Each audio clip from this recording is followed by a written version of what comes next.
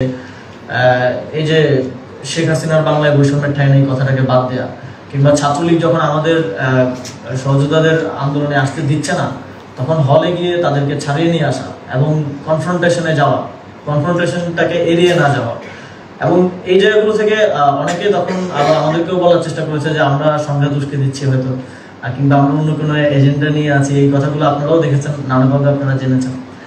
কিন্তু আমাদের পজিশনটা কখনো অ্যাপোলজেটিক কিংবা পিছিয়ে থাকার ছিল না। আমরা সবসময় এই যেটা অবধারিত সেটার দিকে এগিয়ে গেছি। কখনো সেখানে কার্পণ্যতা কিংবা আপোষ করার বিষয়টা যথাসম্ভব চেষ্টা করেছি না আনার, এবং ফলে ছাত্রলীগের সাথে বিভিন্ন জায়গায় কনফ্রন্টেশন হয়েছে, আমরাই মার খেয়েছি।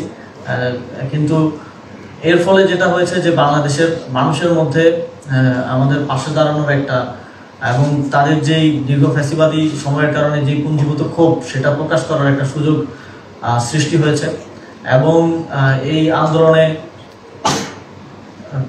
অনেকগুলো ধাপ আছে।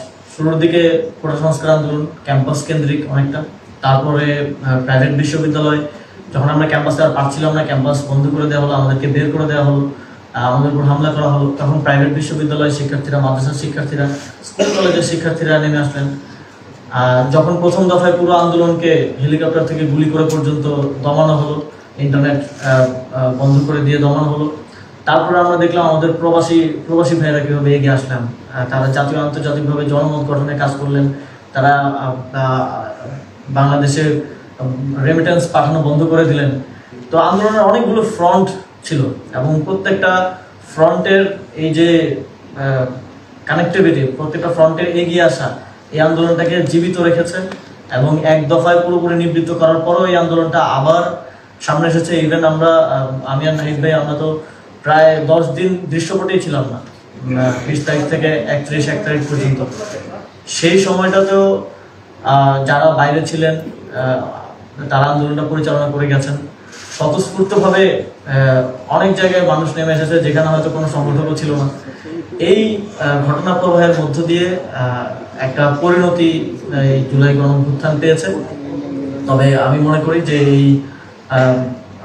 এটা শুধু একটা ধাপ যেটা আমরা অতিক্রম করেছি। নাহিদ ভাইও বললেন এই গণঅভ্যুত্থানের 90-এও একটা স্বৈরাচার পতনের জন্য, গণতন্ত্রের জন্য আন্দোলন হয়েছিল, কিন্তু তার 18 বছর পরেই আবার এদেশে এমন একটা নজিরবিহীন একটা ফ্যাসিবাদ আবার ফিরে এসেছিল।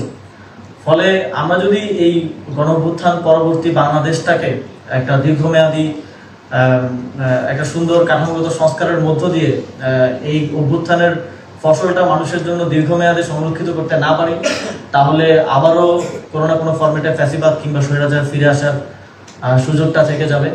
সুতরাং এই লড়াইটা শেষ না, লড়াইটা শুরু হয়েছে, এবং এই লড়াইটা আমাদেরকে লড়ে যেতে হবে এদেশের জনগণের জন্য, এদেশের মানুষের জন্য। এবং এই গণঅভ্যুত্থানে যে সহস্রাধিক আমার ভাইয়েরা শহীদ হয়েছেন, যারা এখনো আহত অবস্থায় আছেন, যাদের অঙ্গহানি হয়েছে, যারা চোখ হারিয়েছেন, তাদের এই ত্যাগকে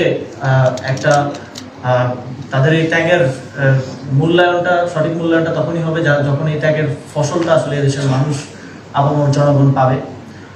এবং আমি আবারও এই বই লেখার ক্ষেত্রে যারা আমাকে সহযোগিতা করেছেন তাদেরকে ধন্যবাদ জানাতে চাই, এবং আহ্বান জানাতে চাই যে আপনাদের যার জায়গা থেকে আপনাদের অংশগ্রহণ এবং আপনাদের ভূমিকা নিয়ে আপনারাও লিখবেন, যাতে করে আমরা এই গণঅভ্যুত্থানের একটা পূর্ণাঙ্গ চিত্র পাই। আমি ব্যক্তিগতভাবে পড়তে চাই, জানতে চাই যে আসলে বেরোবিতে আন্দোলনটা কিভাবে সংগঠিত হয়েছিল, সেখানে ইন্টারনালি কিভাবে ডিসিশন হচ্ছিল, কিংবা রাজশাহী বিশ্ববিদ্যালয় কিভাবে হয়েছিল, জাহাঙ্গীরনগর বিশ্ববিদ্যালয় একটা রণক্ষেত্র হয়ে গেছিল। সেই ইতিহাসটা আমি নিজেও পড়তে চাই, জানতে চাই, এনলাইটেড হতে চাই, এবং আপনাদের এই লেখার মাধ্যমে, বলার মাধ্যমে, সার্ফেসে নিয়ে আসার মাধ্যমে সারা বাংলাদেশের মানুষ এবং পরবর্তী প্রজন্ম এই গণঅভ্যুত্থানকে পড়তে, লিখতে এবং জানতে পারে, এই প্রত্যাশাই ব্যক্ত করছি। এবং আপনাদের সকলকে আজকে আসার জন্য ধন্যবাদ জ্ঞাপন করার মতো শেষ করছি। ধন্যবাদ।